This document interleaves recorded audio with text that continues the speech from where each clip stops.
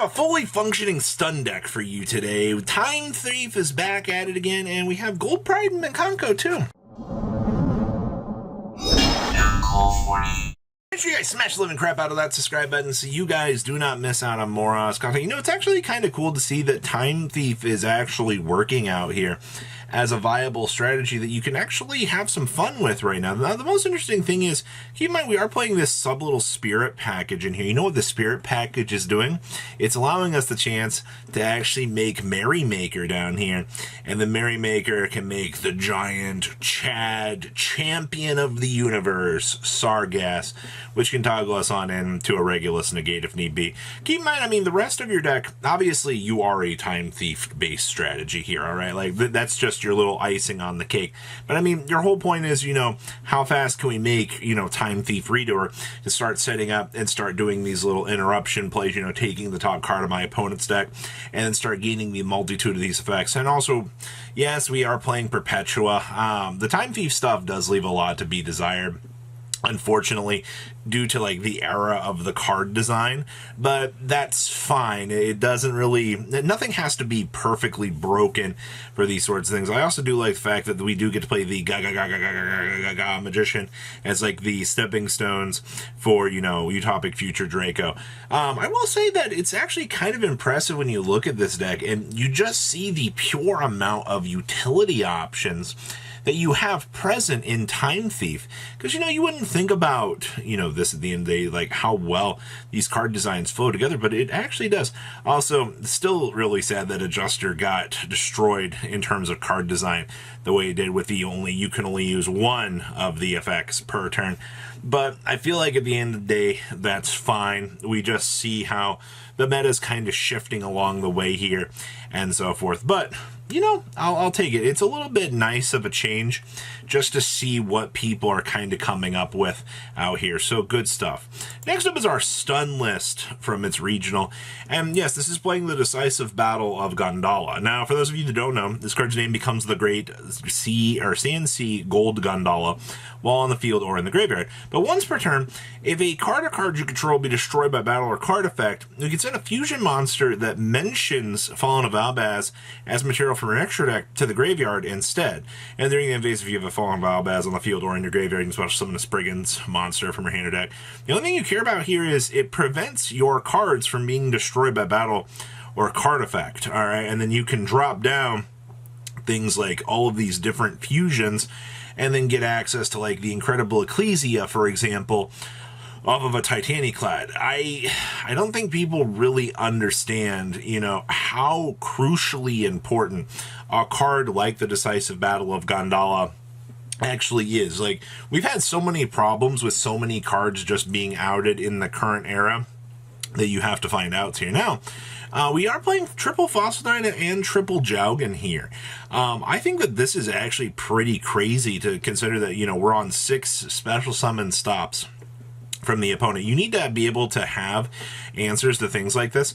Also, I mean, yeah, you are doing 2 Incredible Ecclesias, but the biggest thing is these are just special summon drops so that you can, you know, attempt to play the game. So good stuff in that regard. Also, the fact that this deck got away with actually playing Skill Drain in a deck that you normally want to make sure that your monster effects keep running, it does kind of prove that, you know, certain things can change. Also, we're only doing 1 Morganite. We are doing a Secret Village of the Spellcasters. You know, getting a soft lock on your opponent via Jaugen is actually pretty cool. So, I don't know. I never really thought about trying the concept of this just to see if it would work. And it looks like it actually did. So, good stuff. I'm happy for this. Next up here, we have Gold Pride. Now, the first thing that draws my attention here is we're playing a copy of Ghost Ogre, and I'm pretty sure this is because, you know, we want an extra E-Telly target that we can actually beam on out and have like a secondary purpose for it. You know, because let's call it what it is. Actually having access to the Ghost Ogre for initial pops typically ends up being a good thing here. We are playing the triple Fenrir in here. You do need immediate spot removal answers, man. Like, Fenrir is one of the stupidest cards in modern era Yu-Gi-Oh! And the fact that you can use this stupid thing thing as spot removal options to punish the opponent, I'm not all that surprised, nor should you be. Now, your Punk Gold Pride stuff, you're doing the 2 Rollerballer, which is pretty normal. Most of the rest of these ratios are fine. Your Punk package is pretty extended out too. You've got I think your ratios are fine on these. And we're also doing the 1 Psychic Tracker, which is fine. And then, of course, triple Better Luck next time with just the 1 Jam Extreme session, and then 2 of the Start Your Engines. Interesting that we don't have any of the other Gold Pride spells or traps in here, but be fair, some of those weren't exactly the best in the world. Now, this is kind of cool. I see down here in the side deck, we're actually playing Salesman, and I feel like Salesman is going to gain a lot more momentum as time kind of goes on here, because it's one of those cards that you look at in terms of the meta, and you're like, wow, you know, you get a whole blink turn on this thing. You know, you being able to declare any card, not having to worry about it for the rest of the turn. Yes, your opponent can still technically chain and do whatever onto the activation of this, but, you know, being able just to answer that immediate problematic future resource, I think is very, very crucial at the end of the day. So not too bad to actually see, you know, this actually matter, but kind of cool to see Gold Pride stepping up and doing well. Next up here, we have Mcono. Now, this is another one of those cases out here where we're seeing people actually testing out the Hidden Armory out here. And let's call it what it is. You know, the only thing that sucks about Hidden Armory is, you know, getting normal summoned locked the whole turn. Now, if it was after this card's activation, sure, but this is one of the older design conditional cards that they were like, hey, you know, we can't really allow you to get too crazy in the design well out here, which is fine. You know, you're just going to have to kind of play things the way you can. Now, other interesting little things. This deck is very, very heavy on making sure that you can drop more answerable monsters on your opponent's field. So, oh, well, actually, Pink Drops is one of those. This is the immediate spot removal. But you do have 1 Gamma Seal. You have 1 copy of Jizakuru. You have 2 Thunder King Kaijus. And you also have triple frickin' Lava Golem in here. All right, like, you're trying out all of these different resource wells to make sure that you can answer the things that your opponent is trying to do. And I think that's interesting. Also, you know, you have double Interrupted Kaiju Slumber in here as well. Also, I mean, it's not like your Water Eber SKs won't be able to kind of help you out along the way. And also, shout out to, you know, having a Snatch Steal access. 4 copies of Snatch Steal in a deck does seem a little bit crazy at the end of the day, but okay. Also, I mean, post-side decking too. You know, you can bring on in those tack talents as well, and you can also take control of your opponent's monsters. So just appreciate the fact that you have all of these different resources out here just to allow you the chance try to answer everything that your opponent is kind of going to be trying to throw at you.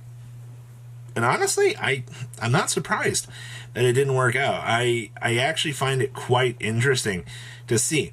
Now, our last list here is actually, now this is a blast from the past.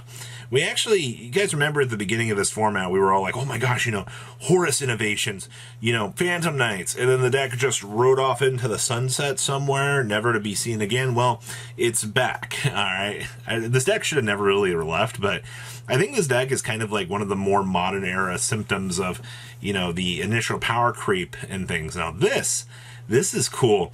This is, remember, Submissible Carrier Arrow Shark. It's 2 level 3s, but once per turn, detach an exceed control from this card, ping your opponent for 100 damage for each of your banished monsters. This is strictly a time card out here.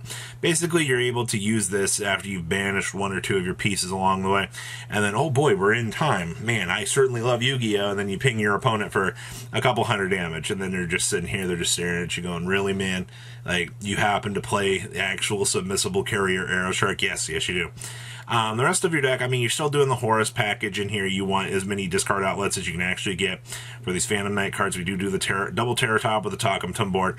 Very glad to actually see that that's back. You have your board breakers in here of the droplets, along with the Super Polys. Pretty standard stuff. Post-side decking is all the standard hand traps in the world that you could ever actually want. And, of course, just a page out of the old meta book here. So that's everything that we have for these very, very interesting interesting decks. I will say that I'm happy to see the ideas that people are kind of bringing into the meta, but with those changes, you know, or with these fun ideas, you know, you might have success, you might not. Give them a shot. So please, if you comment down below, tell me what you guys think. Let's see your beautiful faces back here in the day, guys. Peace. Patrons, thank you.